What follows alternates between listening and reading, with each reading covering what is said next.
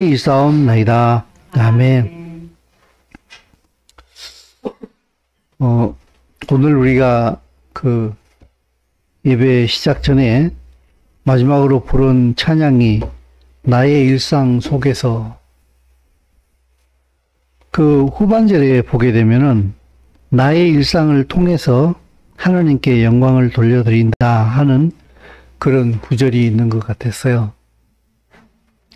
우리는 신앙생활을 한다 이렇게 하게 되면은 좀 이렇게 뭔가 특별한 것을 자꾸 생각하고, 또 우리가 기도할 때라든지 대화할 때라든지 이런 걸 느낄 때가 있어요. 세상 속에서 내가 살아가는 삶과 교회 안에서의 삶하고 그 두 군데가 서로 분리되어져 있는 듯한, 따로 간다는 느낌을 되게 받을 때가 많이 있어요. 근데 실상 신앙생활의 가장 정상적인 모습은 그냥 나의 일상생활이 신앙생활이에요, 여러분. 나의 일상생활이 예배라고요. 오히려 더 가장 실제적인 예배가 세상 속에서 나의 직장을 통해서, 가정에서, 학교에서 내가 있는 그 자리가 바로 예배의 장소예요. 하나님의 가치로 살아가는, 그 하나님의 가치로 일주일을 살고 또 이 예배당에 모여서 한 주간 동안 하나님의 가치로 살아가느라고 참 수고 많이 하셨습니다. 고생 많이 하셨습니다 하면서 서로 위로받고. 여러분, 세상 속에서는요, 정상적인 그리스도인의 삶은 상처받을 수밖에 없어요. 하나님의 말씀을 따라서 살면 살수록 세상은 그 사람을 더 싫어해요. 그렇기 때문에 세상 속에서 우리가 편안하게, 평안하게는 살 수 있는 것 같아요. 하나님과의 관계 속에서 평안을 누리는데 편안한 삶은 좀 안 될 것 같아요. 왜냐하면 매 순간 나를 내려놔야 되고, 나를 포기해야 되고, 혹은 사랑의 그 행동을 취해야 되고, 나를 부정하는 순간이 계속 이어질 수밖에 없기 때문에 그리스도인의 삶은 그렇게 편안한 삶은 안 될 것 같다. 평안한 삶은 가능할 것 같다. 한 주간 동안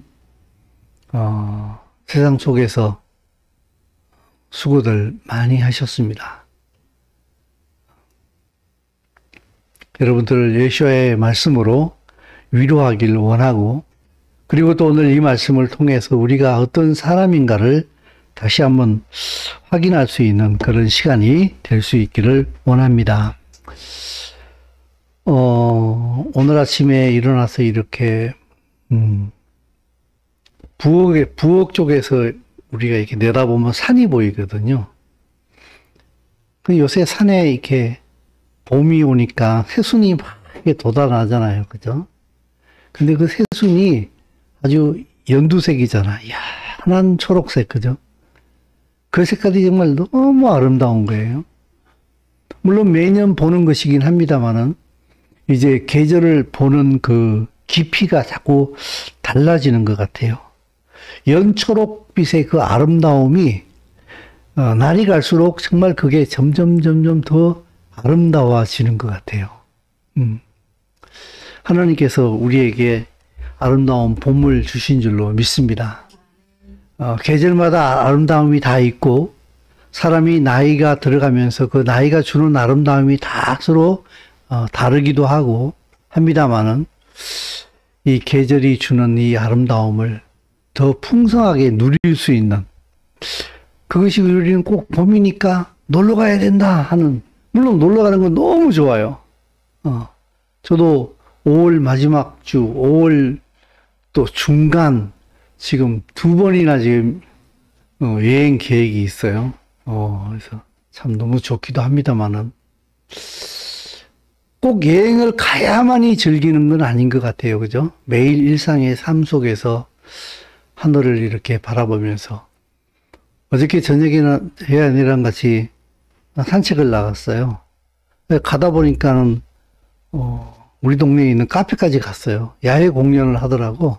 그래서 커피 한 잔 시켜놓고서 야외 공연 데크에 이렇게 앉아 있으니까 이게 뭐야 이게 생음악을 하면서 이렇게 하고 있는데 그걸 바라보면서 뭐 여러 가지 생각도 하고 이렇게 돌아오면서 하늘을 보는데 하늘에 구름이 너무 아름다운 거예요. 삶 속에서 이렇게 매 순간 느끼는 것들을 하나님과의 관계 속에서 누릴 수 있는 그런 특권을 하나님께서 우리에게 주신 줄로 믿습니다. 아, 네. 특별히 이 봄에 많이 느낄 수 있기를. 자, 이번 주 토라 포션은요, 더블 포션이에요. 두 몫이에요. 그래서, 타즈리아, 여덟째 날에 라는 제목과 그리고 메조라, 나병 환자에 대해서 이 두 몫을 오늘은 말씀을 통해서 하나님의 뜻을 찾아갈 수 있는 그리고 새롭게 확인할 수 있는 그런 시간을 가지도록 하겠습니다. 레위기 12장 말씀을 한번 찾아보도록 하겠습니다. 여러분, 레위기 12장 1절 말씀에서부터 3절까지 말씀입니다.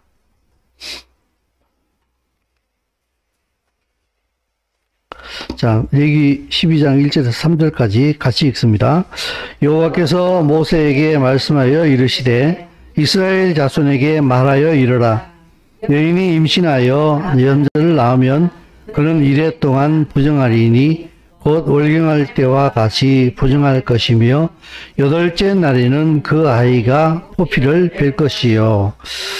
예, 됐습니다. 하나님께서 모세에게 여인이 남자를 낳을 때에 남자를 낳고 나게 되면은 어떻게 되는지 그리고 무엇을 해야 할 것인지에 대해서 말씀을 하고 계신데, 여인이 임신하여 남자를 낳으면 그는 7일 동안 부정하게 된다. 곧 여성이 월경할 때와 같이 부정할 것이다. 그리고 여덟째 날에는 그 아이의 포피를 베어내라. 일명 말하면 할례지요. 그죠? 할례를 행하라. 이렇게 말씀하시게 되는데, 여러분, 여기서 여인으로 지칭되어지는 이 여인은 히브리어로는 이샤예요. 본문을 올려놨구나. 이샤예요. 이게 여인이란 뜻이에요. 여자예요. 근데 이 이샤는 항상 성경에서 나와서 이 여인을 재해석할 때는 항상 이스라엘이에요.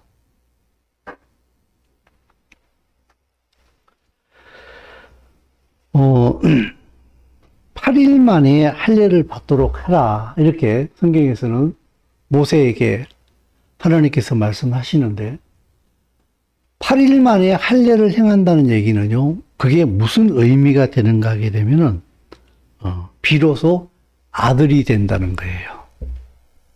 8일째 되는 날에 할례를 행함으로 비로소 아들이 돼요. 히브리어로 표현하게 되면은 벤 이스라엘이 되는 거예요. 이스라엘의 아들이 되는 징표가 할례예요. 그래서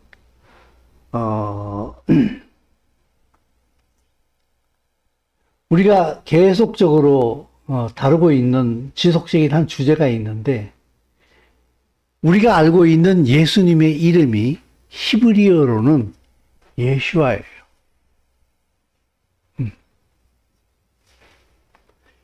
예슈아의 뜻은요, 구원, 보호, 승리, 이런 의미예요. 사실은요, 이 예수란 말은 없어요. 히브리어에. 근데요, 참 재밌는 게 뭔가 하게 되면은 전주대학에서 나온 국어 사전이 있는데 그 전주대학에서 나온 국어 사전에 예수를 풀이해 놨을 때 거기에 뭐라고 표현이 되어져 있는 거게 되면은 저주받을 자의 이름이 바로 예수예요. 물론 여러 가지 설명이 있긴 있어요. 예수아를 갖다가 이제 신약 성경을 번역할 때에 헬라어로 번역이 되어지게 되면서 음역상의 문제로 그것이 예수로 바뀌게 됐다. 이제 이렇게 얘기를 하는데 역사상으로 흘러오면서요. 그야말로 예수가 되어버렸어요. 그리고 영어로서는 지저스로 읽게 되지 않습니까?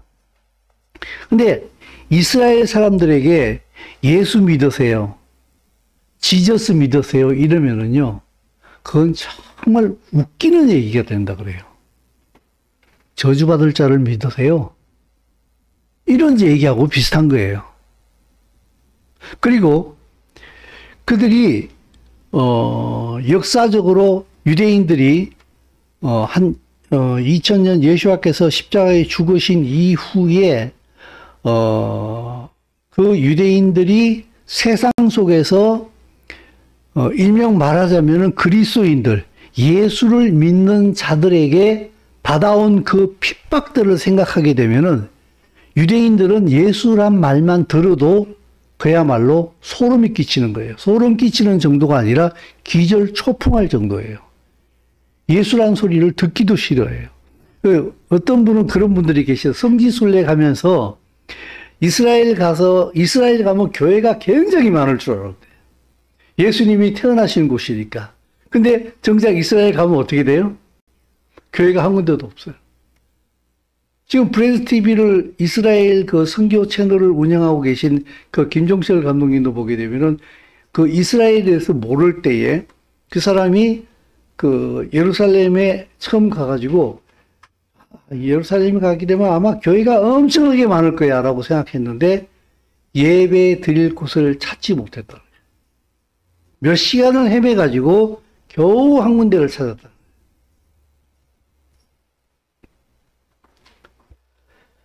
유대인들은 예수를 너무 싫어합니다.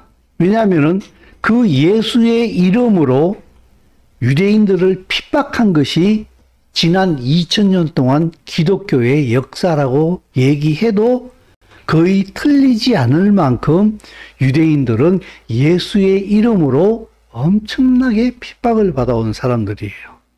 그렇기 때문에 예수를 좋아해야 좋아할 수가 없어요. 그런데 선교한다고 이스라엘 가가지고 길거리에서 기타 치고 깃발을 흔들면서 예수 믿으세요. 예수 믿으세요. 지저스 믿으세요. 지저스 믿으세요. 이러거든요. 유대인들은요. 예수를 믿을 수가 없어요. 그리고 그 기독교 2000년 역사 동안에 교회 안에서 유대인들에게 엄청난 일들을 많이 했어요. 그건 이제 조금 이따 내가 다시 좀 얘기를 해야 할 것 같은데,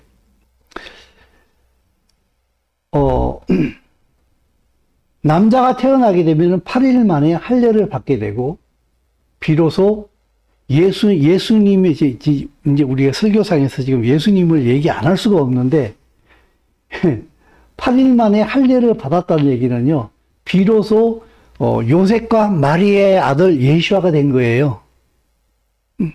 근데요, 역사적으로 이렇게 쭉 봤을 때에는 예수아는 아직까지 세상 속에서는 할례받지 못한 분이에요. 왜냐하면 자기 이름을 못 가졌어요, 아직까지. 그분은 예수아예요. 예수가 아니에요. 그분은 예수아라고요. 근데 아직까지 예수로 불리고 있어요. 영적인 의미로 이스라엘 율법상으로 따지게 되면 아직까지 세상 속에서 예수아는 할례를 받지 못한 분이에요. 벤 이스라엘이 못 됐어요. 제가 지금 말씀드리는 이 의미를 아시겠습니까? 그래서 여러분, 예수하고 예수아의 차이는 뭔지 아십니까? 딱 하나 차이예요. 끝에 예수와는요, 본명의 예수와는 요 끝에 아인이 들어가 있어요, 아인. 근데 예수는요, 아인이 생략되어지고 없어요. 이게 참 귀한 그 뜻이 있다는 생각이 드는데, 이 히브리어 원문에서 예수와의 아인은요, 숫자 값이 70이에요. 숫자 값이 70인데, 이 아인의 의미는 열방을 의미해요. 요 아인의 의미는 열방이에요. 예수와에게 열방이 없으면 예수밖에 안 돼요. 유대인들의 입장에서는. 유대인들이 눈을 뜬다는 얘기는 무슨 말인가 하게 되면은 예수와가 우리들만의 신이 아니라 열방을 위한 하나님의 아들이라는 사실을 유대인들이 눈을 떠야 돼요. 거기에 아인이 첨가돼야 돼요. 예수아로 알아야 돼요. 그런데 아직까지 예수만으로 알고 있어요.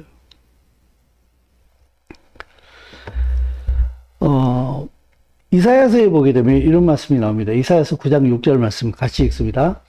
이는 한 아기가 우리에게 낳고 한 아들을 우리에게 주신 바 되었는데 그의 어깨에는 성사를 배웠고 그의 이름은 기묘자라 모사라 전능하신 하나님이라 영존하시는 아버지 평강의 왕이라 할 것임이라.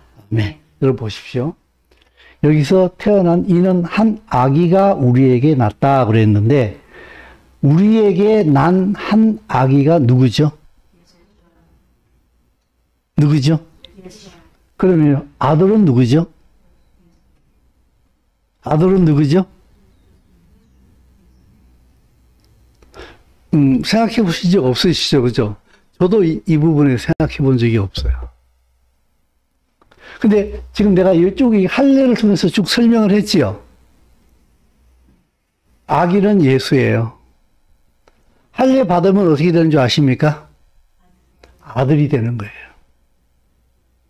성경은요, 세상 속에서 예수와께서 예수로 남아있을 수밖에 없다는 사실을 이미 내다보고 있었어요. 세상 속에서는 아직까지 예수와는 아기 예수로 온 그냥 아기예요. 그가 할례를 받게 될 때에 아들이 돼요. 벤 이스라엘, 이스라엘이 아들로 바뀐다고요. 그래서 이걸 이중적으로 이사야서는 이미 표현을 하고 있어요.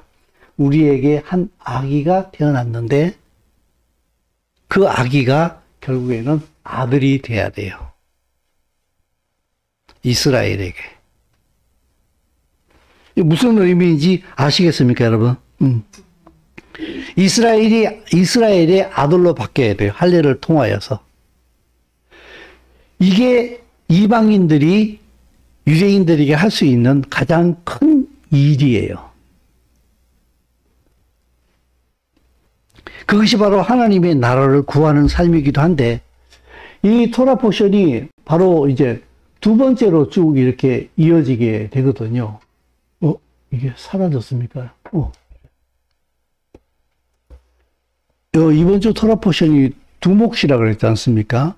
근데 두 번째 몫이 어딘가 하게 되면은 바로 레위기 14장에서 시작해서 15장에서 끝나는 그쪽 부분 이제 메조라, 나병 환자에 대한 얘기인데 여기에 보게 되면은 아주 의미심장한 구절로 시작합니다. 레위기 14장 1, 2절 말씀인데 같이 읽습니다. 여호와께서 모세에게 말씀하여 이르시되 나병 환자가 정결하게 되는 날에 규례는 이러하니 곧 그 사람을 제사장에게로 데려갈 것이요. 아멘. 여러분, 나병 환자에 대한 규례는 나병이라고 하는 것이 분명히 밝혀지게 되면은 이 문둥병자는 이스라엘 진영 밖으로 나가야 돼요. 이스라엘 진영 안으로 들어올 수가 없어요. 그런데 바깥에 살던 이 문둥병 환자가 어떻게 해가지고 문둥병이 자연적으로 치유가 됐어요. 그러면은 나 치료됐어요 이러면서 그 이스라엘 진영으로 바로 들어올 수 있습니까? 못 들어와요. 못 들어온다고. 그러면 어떻게 해야 되느냐? 누군가가 이 사람이 문둥병이 나았다는 사실을 알고 제사장한테 가서 그 얘기를 해줘야 돼요. 그러면 제사장이 나가서 진찰을 하는 거예요. 제가 지금 2절까지만 말씀을 올려놨는데 여러분 성경을 한번 찾아보세요. 레위기 14장. 레위기 14장 3절 말씀. 자, 다 같이 한번 읽어봅니다. 자, 시작. 제사장은 진영에서 나가 진찰할지니 그 환자에게 있던 나병 한 부가 나았으면, 야, 보십시오. 예, 요것만 보시면 됩니다. 누군가가 이 사람이 나병이 다 나았습니다라고 제사장한테 가서 얘기를 해줘야 돼요. 그러면 제사장은 그 이야기를 듣고 진영 밖으로 나가가지고 그 사람이 정말 문둥병이 다 나았는지 안 나았는지를 갖다가 확인해야 돼요. 이게 하나님께서 모세에게 말씀하신 문둥병 환자를 갖다가 나았을 경우에 어떻게 처리할 것인가에 대한 법률이에요. 여기에 참 귀한 의미가 있어요. 여기에서 여호와께서 모세에게 말씀하여 이르시되 나병 환자가 정결하게 되는 날의 규례는 이러하니 곧 그 사람을 제사장에게로 데려갈 것이요. 아까 말씀드린 대로 자기가 들어가는 게 아니에요. 누가 가서 제사장에게 이 사람이 문둥병이 다 나았습니다라고 얘기를 해줘야 돼요. 그것이요. 유대인 직역 성경에는 제사장에게로 데려간다는 요 부분이 이렇게 번역이 되어 있어요. 제사장에게로 데려가줘야 한다라고 얘기를 했어요.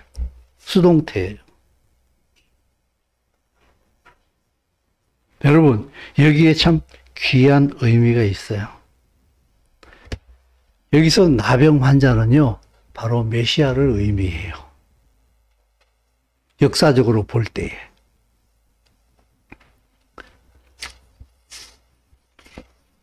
유대인의 입장에서 볼 때, 아까 전반부에 조금 전에 조금 그런 설명을 했습니다만은, 유대인이 예수와를 볼 때요, 이 예수는 문둥병만큼 혐오자예요.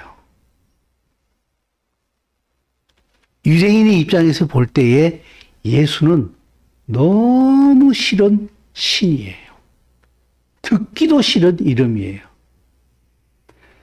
문둥병자예요. 절대로 유대인이 상종할 수 없는 게 바로 예수예요. 그게 바로 금방 역사적인 그런 부분을 약간 말씀을 드렸는데 2000년간 기독교 안에서 유대인들에게 행한 그 일들이 너무나 끔찍해요. 예수의 이름으로 기독교가 유대인들한테 행한 일들이. 기독교가 된 그 중세 유럽에서 보게 되면 우리의 구주 예수 그리스도를 죽인 것이 유대인이다 이렇게 하면서 그들을 차별하고 죽이고 그리고 기독교로 강제로 개종시켰어요. 그리고 세례받게 만들고 돼지고기 먹게 만들고 그리고 안 하면은 재산을 몰수하고 죽이기도 하고. 그게 어떻게 보면 기독교 역사예요. 중세시대 때 보게 되면 11세기 말에서 13세기 말까지 약 200년 동안 십자군 전쟁이 있었거든요. 그 십자군 전쟁은 명목은 굉장히 좋아요.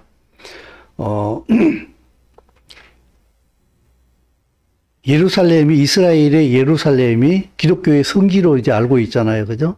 예루살렘이 이슬람이 점령을 하고 있기 때문에 우리의 구원자이신 예수 그리스도의 성지를 회복하자. 예루살렘을 이슬람에게서 뺏어내자. 얼마나 명분은 좋아요. 그죠? 그래가지고 많은 군대를 모집했어요. 근데 그들이 군대로 이제 모집되어졌는데 명분은 그렇게 내세웠는데 다 서로 동상이몽이었어요. 상인들은 무역해가지고 장사할 수 있는 그 지역을 확대시키려고 생각을 하고 있었고, 기사들은 그곳에 가서 굉장한 큰 공을 세워가지고 명예를 회복하려고 했었고, 서민들은 이 십자군 전쟁에 참여해가지고 죽게 되면은 바로 천국으로 직행하게 된다. 그리고 살아남더라도 하나님께 큰 보상을 얻게 된다라고 하는 이런 얘기들을 했기 때문에 서민들은 출세할 수 있는 좋은 기회였어요. 그래서 너도 나도 할 것 없이 십자군 전쟁에 많이 동원되어지고 자원을 했어요. 근데 그 십자군 전쟁이 시작되어질 때요, 엄청나게 독일에서 유대인들을 학살하는 사건이 벌어졌거든요. 3차 십자군 전쟁 당시에 또 영국에서도 보게 되면 유대인들이 엄청나게 학살되어지게 되었습니다. 근데 사실은요, 이 유대인들을 학살할 때 보게 되면 우리 구주 예수 그리스도를 죽인 민족이라, 민족은 그렇게 말을 하면서도요, 그때 당시에 유대인들이 이 뛰어난 상술로 인해 가지고 무역 거점들을 다 차지하고 있었기 때문에 이 유대인들을 죽임으로 인해 가지고 그 모든 상권들을 빼앗아 오기를 원하는 그런 음모가 그 뒤에 다 숨어 있었어요. 표면하고 실제적인 그들이 그 일을 하는 그 의미는 완전 다 달랐어요. 그래서 많은 유대인들이 죽어나가야만 했고, 특히나 16세기에 스페인에서는 종교재판을 통해 가지고 수많은 유대인들을 죽였습니다. 근대 시대에 이르게 되면은 우리가 너무나 잘 아는 대로 2차 세계대전 당시에 히틀러가 유대인들을 600만 명을 학살시키지 않습니까? 그리고 지금까지도 유대인들에 대한 이 핍박은 여전히 계속되고 있어요. 근데 그 중에요, 가장 큰 폭력은 제가 생각하기에는 이런 생각이 들어요. 현재까지 유대인들에게 행해지고 있는 가장 큰 폭력은 그들에게 예수 믿으라고 얘기를 하고 있다.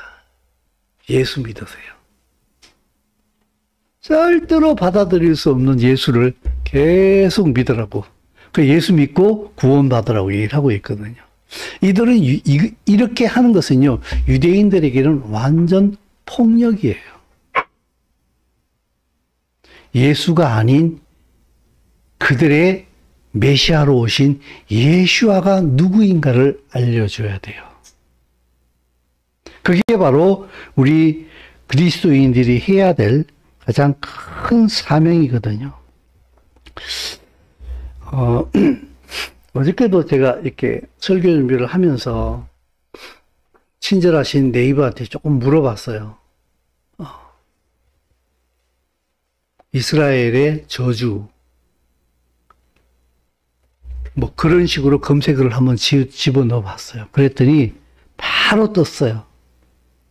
이스라엘은 예수를 거부하고 저주받은 민족이다. 그게 기독교 안에서 그냥 나와요, 바로. 그들은 예수를 거부함으로 인해 가지고 저주를 받았다. 그래서 2차 세계대전 당시에 히틀러에 의해서 600만 명이나 학살당하게 됐다. 이런 얘기들이 그냥 나와요.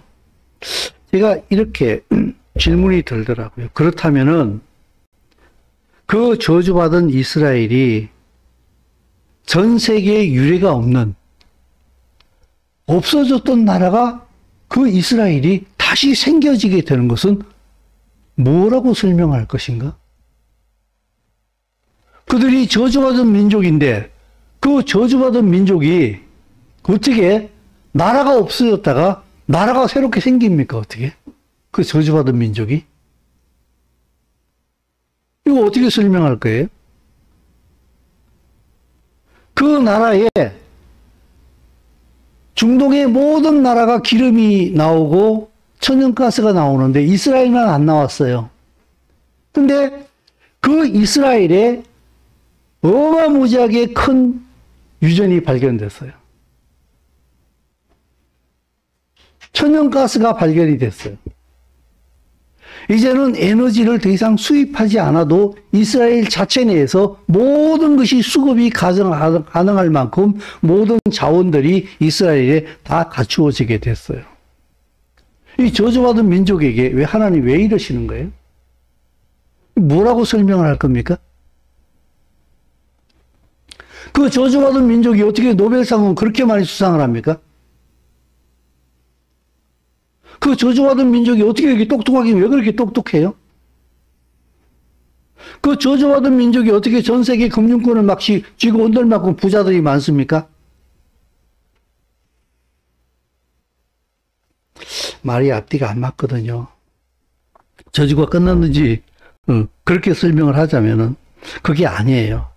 성경은요, 이스라엘이 이방인이 볼 때 마치 그렇게 저주받은 것처럼 그들이 그렇게 세상 속에서 핍박을 받고 어려움을 겪은 이유는요, 이방 우리들에게 복음을, 예수와 그리스도의 복음을 전해주기 위한 하나님의 섭리였다라고 성경은 설명하고 있거든요. 그건 저주받은 게 아니에요, 그들은요. 마치 저주받은 것처럼 보일 뿐이에요.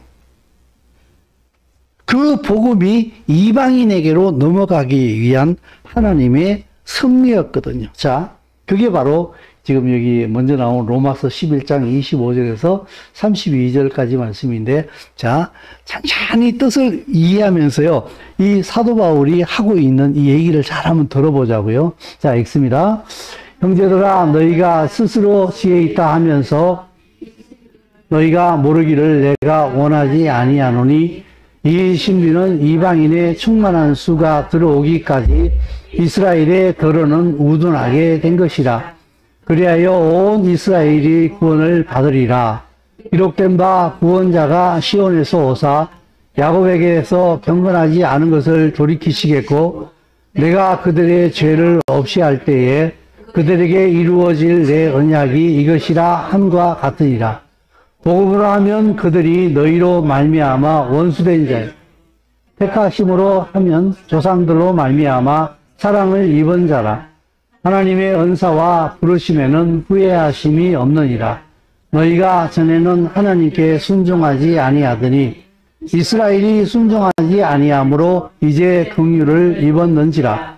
이와 같이 이 사람들이 순종하지 아니하니 이는 너희에게 베푸시는 긍휼로 이제 그들도 긍휼을 얻게 하려 하심이라. 하나님이 모든 사람을 순종하지 아니하는데 가두어 두심은 모든 사람에게 긍휼을 베풀려 하심이로다. 아멘. 보십시오. 형제들아, 로마 그리스도인들에게 하는 바울의 얘기입니다. 너희가 스스로 지혜 있다 하면서 이 신비를 너희가 꼭 알기를 원한다. 그거는 이방인의 충만한 수가 들어오기까지 이스라엘의 더러는 아주 미련하게 된 것이라.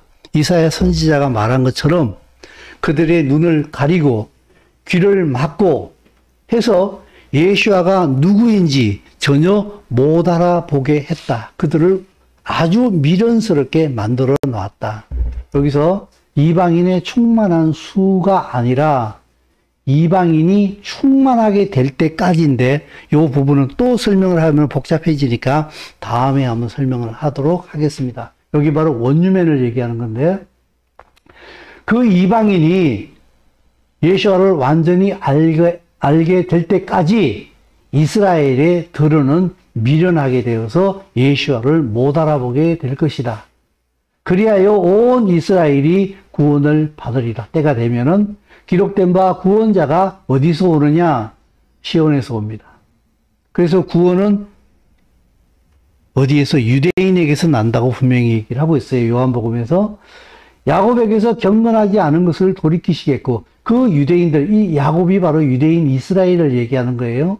그들이 예수와를 알아보지 못해서 행했던 그 모든 불신앙들을 때가 되면은 예수 앞에서 돌이키시겠고, 내가 그들의 죄를 없게 할 때에 그들에게 이루어질 내 언약이 이것이라 함과 같으니라. 복음으로 하면 그들이 너희로 말미암아 원수된 자요. 그래서 어떠십니까? 지금 복음 얘기할 때에 이방 그리스도인과 유대인과 서로 원수지간이에요. 보게 되면. 그죠? 유대인들이 복음을 통해서는 절대로 이방인을 용납하지를 못해요. 그들이 전하고 있는 예수는 못 믿어요. 치가 떨려서. 그죠?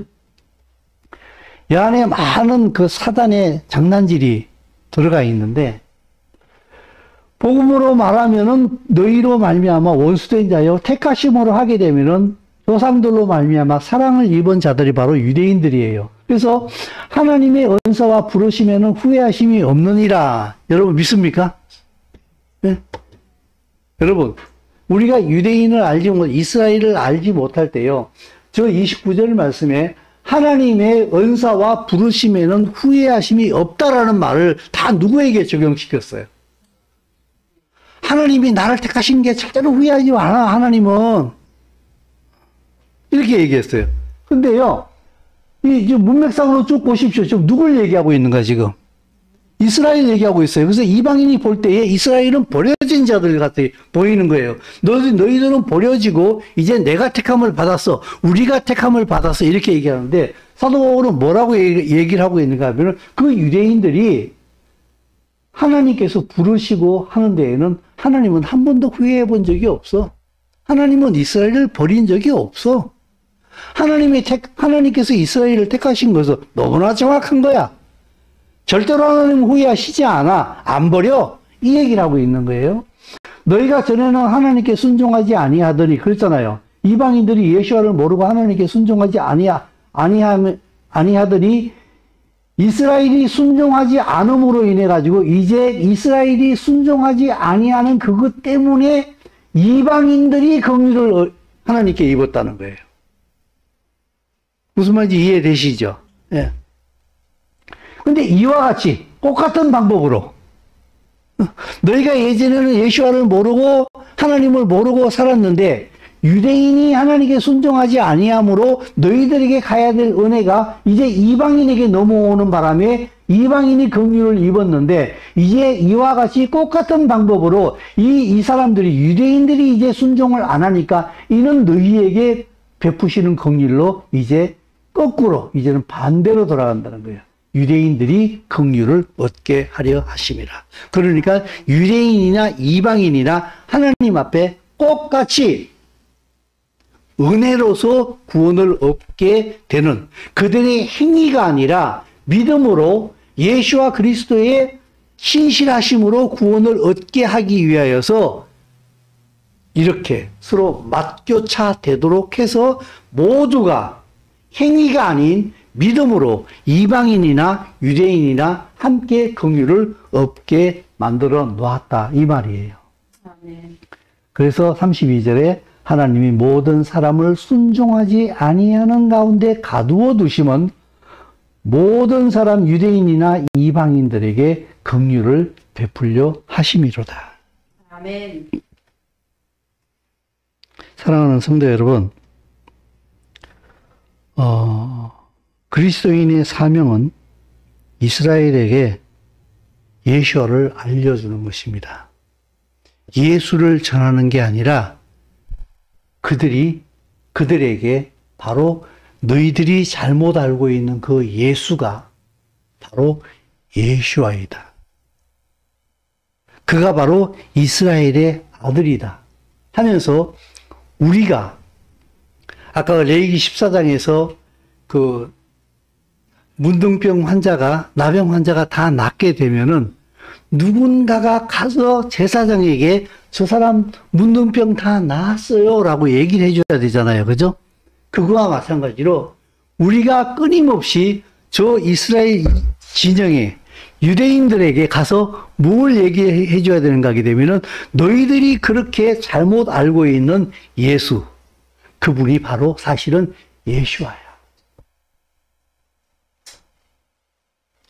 그래서 이 예수를 알고 있는 그리스도인들이 어떻게 합니까? 유대인들에게 가가지고 대신 사죄하잖아요. 무릎 꿇고 예수의 이름으로 당신들을 핍박하고 당신들을 죽인 것을 우리가 회개합니다. 이스라엘을 알게 되면은 자동적으로 그 행위가 나올 수밖에 없어요. 그래서 그들의 장자됨을 인정하는 거예요. 그렇게 될 때에 유대인들에게 그들이 예수로 알고 있던 그가 바로 예수화가 되는 거예요. 제가 아까 할례 얘기하면서 8일째에 아기가 태어나가지고 8일째에 할례를 받게 되면은 그때 이름이 주어진다 그랬어요. 이스라엘의 아들이 되는 거예요. 남자 아이가 태어나서 할례를 받게 되면은. 비로소 이 할례를 행할 수 있도록 이스라엘 사람들에게 예수아를 알려주는 거예요. 이게 바로 그리스도인들이 이 땅에서 할 수 있는 가장 큰 일입니다. 이것이 이루어지게 될 때에 예수아는 이 땅에 왕으로 다시 오십니다. 이것이 이루어지게 될 때에 하나님의 나라가 완성이 되어집니다. 그렇기 때문에 사단은 우리에게 예수를 가르칩니다. 왜냐하면요, 예수아를 모르게 되면 하나님의 나라가 없어요. 그래서 예수 믿는 수많은 그리스도인들의 삶을 보십시오. 그 목적이 뭔가? 예수 믿고 축복받아서 부자 되는 거잖아요. 그죠? 그리고 잘 살다가 죽으면은 천국 가는 거잖아요. 그죠? 여기에 이스라엘이 없어요. 그러면은요, 2% 부족해져요. 가장 중요한 이스라엘이 사라져버리고 나게 되면은 사단은 자기 목적을 달성하는 거예요. 이스라엘이 예수아를 알아보지 못하는 한 예수아는 이 땅에 못 오시게 되거든요. 이 땅에 못 오시면은 사단의 나라는 계속되잖아요. 그렇기 때문에 사단은 지속적으로 예수아에 대한 이스라엘에 대한 사실을 숨기고 이방 그리스도인들에게 눈을 감겨버립니다. 그래서 예수 믿고 자기 자신만을 위해서 살도록 끊임없이 부추깁니다. 물론 우리는 예수아를 알고 있습니다. 근데 이 예수아를 알고 있는 이 복음을 우리가 부끄러워하지 아니하고 더 적극적으로 그리고 살아내야 되는 것이 바로 우리들의 사명인 줄로 믿습니다. 여러분들이 잘 알고 계시는 대로 마가복음 11장 말씀을 한번 찾아볼까요? 자, 마가복음 11장. 이렇게 잠자기 참 좋은 계절이기도 해요. 지금 이 계절이, 그죠? 마가복음 11장.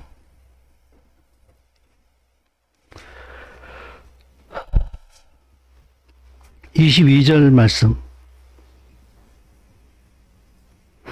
23절 말씀 다 같이 읽습니다. 시작.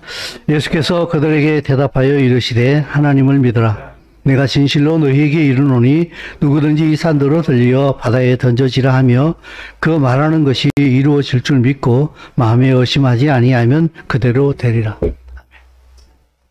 이런 기도 해본 적 있습니까? 남산 날아가도록 한번 기도해 보신 적 있으신지요?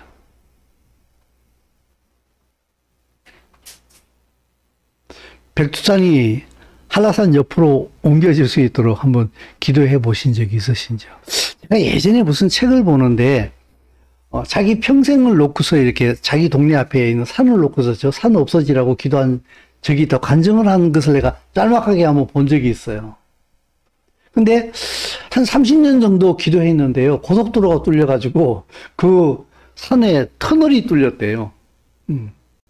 그래가지고 드디어 내 기도가 이루어졌다라고 이렇게 간증하는 것을 내가 살짝 그 책에서 내가 몇 문장을 본 것 같은데 그때 난 그걸 보면서 아, 하나님께서 그렇게 응답하실 수도 있겠다. 산이 산 때문에 가로막혀 있었으니까 터널이 뚫렸으니까 도로가 뚫렸으니까 아, 그 사람의 입장에서는 산이 없어진 거나 마찬가지 아니겠는가. 산을 넘어가야 되는데 그죠? 터널로 지나가 버리고 도로로 싹 지나가 버리니까 없어진 거나 마찬가지일 수 있겠다. 아, 하나님이 그렇게 기도하실 수 있구나. 제가 옛날에 신학교 다닐 때 개봉동 쪽으로 성경 공부를 하러 다녀본 적이 있는데 그때 막 이렇게 서울에 지하철 공사를 막 하고 있었나 막 그때였던 것 같아요. 1호선인가 2호선인가 잘 모르겠는데 근데 그때도 내가 그런 간증을 한번 들어본 적이 있는 것 같아요.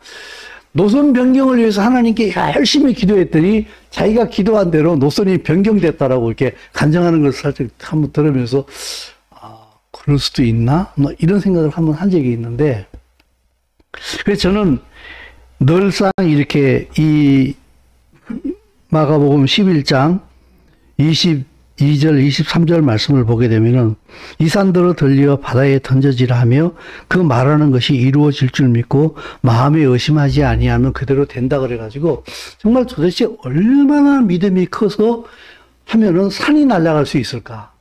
그리고 실제로 산이 날아가면 어떻게 될까? 와, 정말 믿음 좋은 사람들이 몇 명 있어가지고 주여 백두산을 한라산 옆으로 하는데 막 팍 날아왔어. 그 다음날 아침에 주여 백두산이 왜 한라산으로 왔습니까? 믿습니다. 원위치 막 이러면 어떻게 돼요? 막 산을 위로 막 남산이 날아다니고 백두산 한라산이 막 날아다니고 히말라야산이 날아다니고 그럼 어떻게 생각하세요? 야, 정말 이 땅에 믿음 좋은 사람 많으면은 산이 막 날아다니고 진짜 대단하겠다. 여러분, 우리 교회에 한번 오셨던 그 이경우 선교사님은 그 어디야? 자기 설교할 때 간증 한번 들어보셨습니까, 여러분? 얼마나 믿음이 좋았으면요. 자기가 산을 옮기는 기도를 할 때 정인을 세우기 위해서 자기 친구랑 같이 올라갔다 그러잖아요. 내가 산을 옮기는 걸 보여주려고. 근데 가서 기도했는데 산이 안 옮겨지더래요. 자기는 믿음이 충만해가지고 당장 산이 옮겨질 줄 알았대. 다음에 한번 설교하러 오게 되면 우리 그 부분 다시 한번 디테일하게 한번 들어봅시다. 내려올 때요. 완전 힘이 빠져가지고요. 정말 시끌시끌 내려왔대요. 올라갈 때는 막 산을 옮기는 믿음이니까 얼마 하늘을 찌를 믿음 아닙니까? 그래서 집에 와서 나중에 그랬대요. 왜 안 옮기셨냐고. 하나님께서 말씀하시더래요. 아들아, 나는 그 산을 옮길 마음이 없다 그러시더래요. 여러분, 이게 우리 믿음이에요. 내 믿음으로 내가 믿음이 강하면은, 내가 믿음이 좋으면은 하나님을 움직일 수 있다고 생각하는 게 바로 예수 믿는 믿음이에요. 예수와의 믿음은 그게 아니에요. 예수와가 원하셨던 것에 내가 합쳐지는 거예요. 그게 예수와의 믿음이에요. 제가 이걸 확실하게 얘기할 수 있는 게요. 저는 이 말씀을 읽을 때 하나님께서 분명히 저한테 성경을 통해서 말씀해 주셨어요. 이게 이스라엘을 위한 기도다라고. 이 산들을 들리워 저 바다에 던져지라는 그 기도가 어떤 기도인가 하면요. 바로 이 땅에서 이스라엘이 예수와를 알아볼 수 있도록 그들의 눈이 열리도록 기도하는 것이 바로 산을 옮기는 기도다. 재창조되는 것이거든요. 이것이 그리스도인이 할 수 있는 가장 큰 일입니다. 우리 지지난주에 보니까 제가 설교 말미에 그 한 여인이 이렇게 무릎 꿇고 기도하고 있는데 장롱 거울에 자기 모습이 딱 비쳐 있잖아요. 그죠? 근데 거기에는 투구를 쓰고 있고 갑옷을 입고 있고 칼을 들고 있는 한 군인이 거기에 무릎 꿇고 앉아 있었잖아요. 그죠? 바로 하나님의 나라를 구하는 사람이 바로 이런 사람들이에요. 보기에는 굉장히 별 볼 일 없는 한 여인, 한 안악에 불과해요. 그러나 그의 실제적 정체는 하나님의 나라의 군사인 거예요. 이들은 하나님의 뜻을 위해서 일해요. 이스라엘의 회복을 위해서 기도해요. 이번 주에 타치리아 그리고 메쪼라 여성이 임신하여서 아들을 낳을 때 8일째에 할례를 행하라. 예수와에게 예수와의 본명 이름을 찾아주라는 거예요.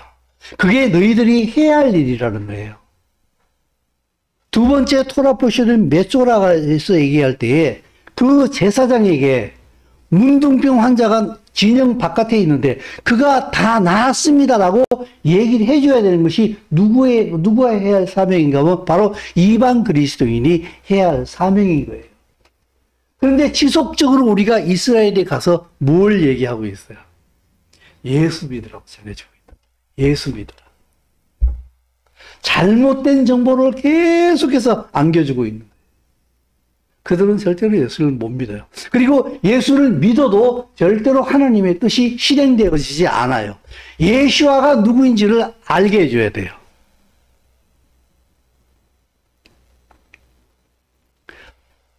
나병이 저기 진영 바깥에 있는 문둥병자가 병이 다 나았는데 이 사람이 가서 제사장한테 계속 거짓된 정보를 전해주면 어떻게 되겠어요? 나으려고 하긴 했는데 아직까지는 덜 나은 것 같아요. 아직 좀 부족해요.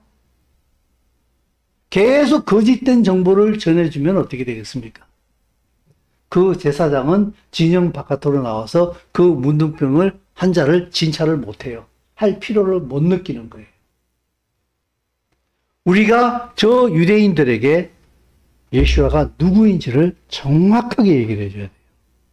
이분이 바로 예수아다. 너희들의 메시아다. 그리고 우리들의 메시아다. 이것이 우리가 그의 나라와 그의 의를 구하는 삶이 되는 것입니다. 이것이 하나님이 가장 기뻐하시는 삶이고 일인 줄로 믿습니다. 어떻게 보게 되면요, 이 레위기서는 굉장히 건조해요. 계속 양 잡고 소 잡고 새 잡고 각 두고 피 흘리고 기름 바르고 이게 도대체 나하고 무슨 상관이 있느냐라고 생각할지 모르겠습니다만은 그 안에 예수아를 알게 될 때에 하나님께서 무엇을 원하시는가를 온전히 알게 되는 줄로 믿습니다. 또 한 주간에 새롭게 열리게 될 때에 저 세상 속에서 나의 일상 속에서 예수와의 뜻을 행하며 살아갈 수 있는 우리 성도들이 될 수 있기를 주의 이름으로 축원합니다. 기도하겠습니다. 예수와를 알게 하시니 감사합니다.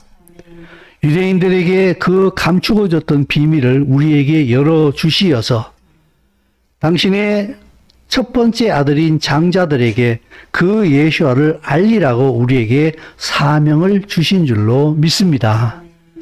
그러나 예수와를 모르고 예수만 믿고 있을 때에 우리는 예수 믿고 내 나라에 빠져 있었음을 회개합니다. 이제 우리가 예수와를 알고 이스라엘이 우리의 장자요 형제란 사실을 온전히 알게 하여 주심으로 삶의 길을 찾게 하시니 감사합니다. 그의 나라를 구할 수 있는 분명한 목적을 보게 하시니 감사합니다. 예수와와 동일한 목적을 가지고 이스라엘을 사랑하는 삶을 살 수 있도록 매일매일 성령으로 충만케 하여 주시옵소서. 예수님 이름으로 기도드리옵나이다. 아멘.